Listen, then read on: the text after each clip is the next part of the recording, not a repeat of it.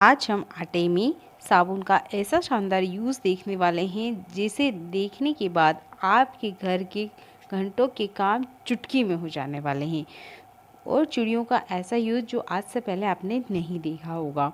Video बहुत ही useful है, सबको पता होना चाहिए, तो वीडियो को शेयर ज़रूर कीजिएगा। वीडियो अच्छा लगता है तो वीडियो को लाइक करे बिना नहीं जाइएगा। तो पहला टिप है मेरा यहाँ बर्तनों को लेके।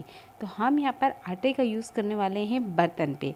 हमारे घर में एल्यूमिनियम के बर्तन होते हैं, स्टील के बर्तन होते हैं और जब हम इसे क्लीन करते हैं उसके बाद में भी आप देखते होंगे इसका ये जो पीछे वाला हिस्सा होता है ना, ये क्लीन नहीं होता है या इस पर कुछ दाग रह जाते हैं काले काले से, जिसकी वजह से बर्तन की जो चमक होती है वो कहीं ख़त्म हो जाती है और ये देखने में बिल्कुल अच्छे नहीं लगते हैं।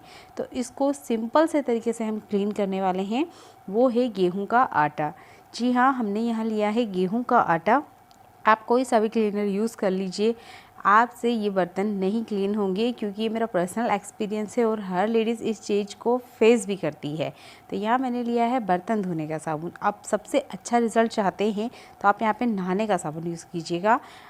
नहाने का साबुन हर किसी को पसंद नहीं आता है, इसलिए मैंने यहाँ पर बर्तन धोने का साबुन ही यूज़ किया है। तो मैंने जितना क्रश किया है यहाँ पे क्रश की मदद से, उतना आपने इसे कद्दूकश कर लेना है। और उसके बाद में गेहूं का जो आटा है इसमें हम थोड़ा थोड़ा सा पानी ऐड करेंगे। आपको लगता है तो आप यहाँ पे थोड़ा सा साबुन और मिला सकते हैं। तो मैं यहाँ पर थोड़ा थोड़ा सा पानी इस तरीके से इसमें मिला रही हूँ। इसके जो पिछले वाले हिस्से हैं ना, हम सिर्फ इसी को क्लीन करने वाले हैं। आप चाहते हैं तो इसी मिश्रण को ज़्यादा बना के कटोरी में रख के इनसाइड भी इन बर्तन को अच्छे से क्लीन कर सकते हैं। तो यहाँ पर एक स्क्रबर लेना है और बस हल्का हल्का हमने मलते जाना है। जब हम पिछला वाला हिस्सा बर्तन का क्लीन करते हैं तो ज़्यादातर हम जूने का यूज़ करते हैं, बहुत रफली इसको रब करते हैं, जिसकी वजह से क्या होती है, बर्तन का जो ओरिजिनल शाइन रहता है वो ही ख़त्म हो जाता है। कालापन तो ख़त्म हो जाता है पर इसमें शाइनिंग नहीं आती है। तो यहाँ पर आप गेहूँ के आटे का यूज़ करके देखिएगा, आप रिज़ल्ट देख के खुद ही चौंक जाएंगे। जब आप ये खुद पर्सनली करेंगे ना, तब आपको यकीन होगा। बस आपने हल्के हाथों से इसे रब करना जाना है।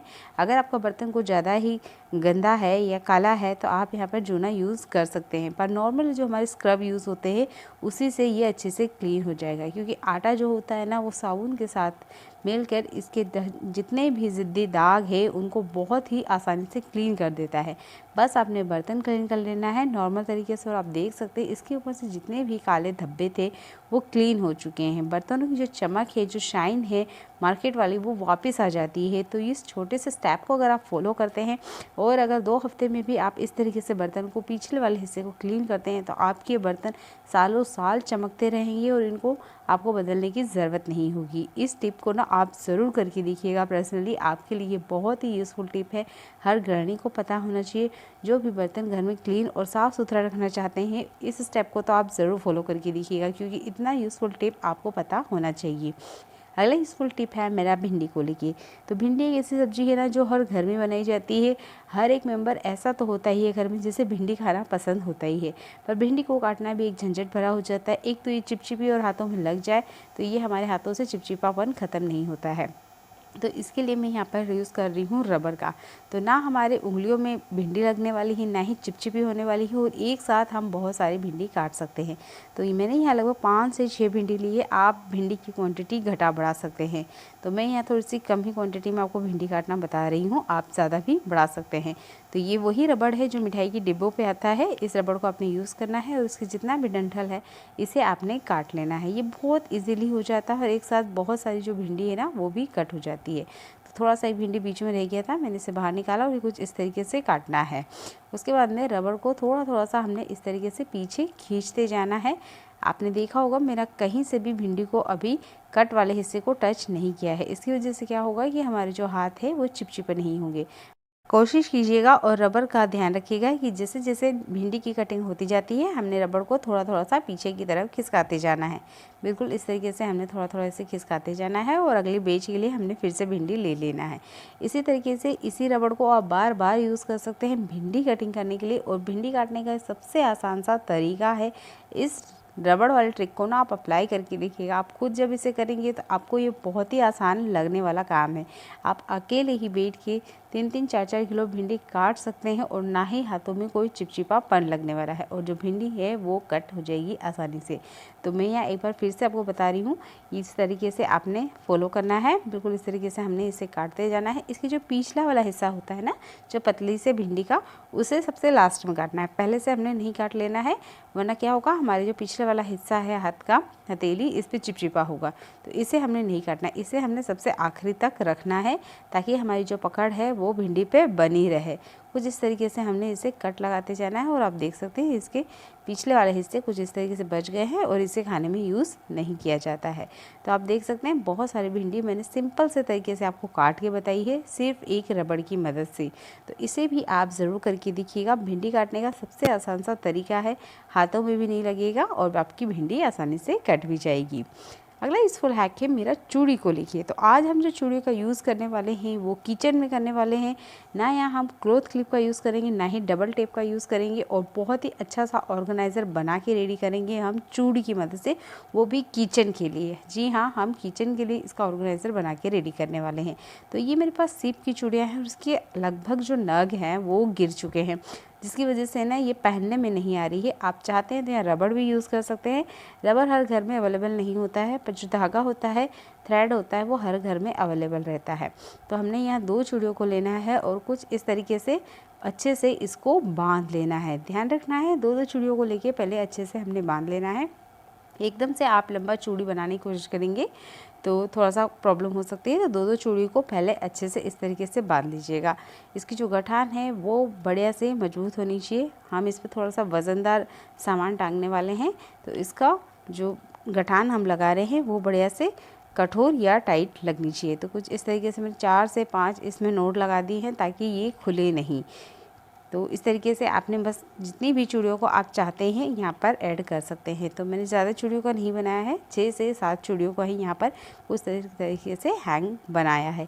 अब इसका हम यूज़ मैं किचन में करके बताती हूँ, बहुत ही यूज़फुल यूज़ है इसका। तो कुछ इस तरीके से देखिए, हमारे घर में जो कड़छी होती है, पलटा होता है, झारा होता है, स्पैचुला होता है या चिमटा होता है, इसको रखने के लिए हमें बार बार कील लगानी होती है। इसके लिए स्पेशल ऑर्गेनाइज़र भी हम खरीद के लेके आते हैं मार्केट से। फिर भी हमारे घर में इतने सारे चमचे हो जाते हैं ना कि रखने के लिए घर में जगह कम होती है। और अगर किचन छोटा है तो इस स्टेप को आपने ज़रूर फॉलो करना है। देखिए कुछ ही चूड़ियाँ यानी 6 से 7 चूड़ियों में लगभग किचन के 8 से 10 चिमटे हुए, स्पैचुला हुआ, वो आसानी से आ जाएंगी। अगला यूज़फुल हैक है मेरा चिमटे को लेके। तो अक्सर हमारे घर में कुछ चिमटे होते हैं जो ख़राब हो जाते हैं और हम इसे वेस्ट में पटक रखते हैं, ना ये बेचने में जाते हैं ना ही किसी यूज़ में आते हैं। तो आज मैं ना चिमटे का बहुत अच्छा सा यूज़ करने वाली हूँ, वो भी रबर के साथ। तो देखिए हमारे घर में ना चूड़ियों का यूज़ बहुत ज़्यादा होता है, स्पेशली इंडिया में तो चूड़ियाँ हर कोई पहनना पसंद करता है। तो इस चूड़ियों को रखने के लिए आप चिमटे का यूज़ कर सकते हैं। अब आप कहेंगे एक छोटे से चिमटे में हम कितनी ही चूड़ियाँ रख पाएंगे, तो आप देख के हैरान हो जाएंगे। मैं इतनी सारी चूड़ियाँ इसमें रख के बताने वाली हूँ कि आपको यकीन नहीं होगा कि एक चिमटे में इतनी सारी चूड़ियाँ आ भी सकती हैं। तो मैं यहाँ लगभग आपको 12 जोड़ चूड़ियाँ रख के बता रही हूँ। मैं चाहती तो यहाँ पर और 4 से 5 जोड़ चूड़ियाँ इसमें लगा सकती हूँ, पर वो बांधने में दिक्कत आएगी, इसलिए यहाँ पर मैंने लगभग 12 जोड़ चूड़ियाँ इस तरीके से इस चिमटे में लगा ली है। और इसके बाद में इसकी जो निचला वाला हिस्सा है जहाँ से हम रोटी पकड़ते हैं, वहाँ पर हमने इस रबड़ को अच्छे से टाई कर देना है, यानी कि अच्छे से बांध देना है। हमने इतनी मजबूती से बांधना है कि जो हमने चूड़ियाँ इसमें लगाई हैं, अगर चिमटा गलती से गिर भी जाता है, ये रबड़ खुल भी जाता है, तो हमारी चूड़ियों को कोई सा नुकसान नहीं हो। तो मैंने 2 रबड़ को बहुत अच्छे से इसमें बांध लिया है और आप देखेंगे बहुत टाइटली हो गया है। आप चाहते हैं तो ये वाला रबड़ भी यूज़ कर सकते हैं।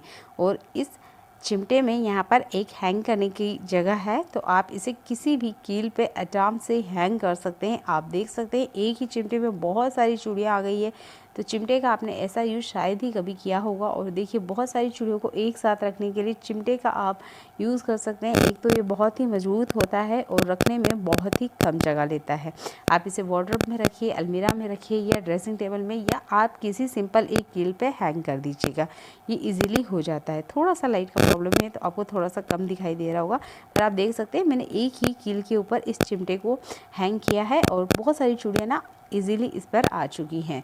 तो इसको भी आपने फॉलो करना है और अपनी चूड़ियों को अच्छे से ऑर्गेनाइज़ करना है। दूसरा यूज़फुल हैक है मेरा यहाँ पर कैसरोल को लेके। तो जब हम कैसरोल में खाना रखते हैं, रोटी रखते हैं, तो अक्सर क्या होता है इसमें से बैड स्मेल आने लग जाती है, जिसकी वजह से दूसरा खाना हम इसमें रख नहीं पाते हैं। तो हमने थोड़े से न्यूज़पेपर के टुकड़े लेना है और लेना है विनेगर। स्प्रेड करने के बाद इसे ढक्कन को बंद कर देना है, पूरी रात रहने देना है। अगले नेक्स्ट डे हमने अच्छे से कैसरोल को क्लीन कर लेना है, इसकी जितनी भी बैड स्मेल है वो ख़त्म हो जाएगी। वीडियो अच्छा लगता है तो वीडियो को लाइक कीजिएगा, चैनल पे पहली बार आए हैं तो चैनल को सब्सक्राइब कर लीजिएगा। वीडियो कैसा लगा है देखने के लिए आपका बहुत सारा धन्यवाद।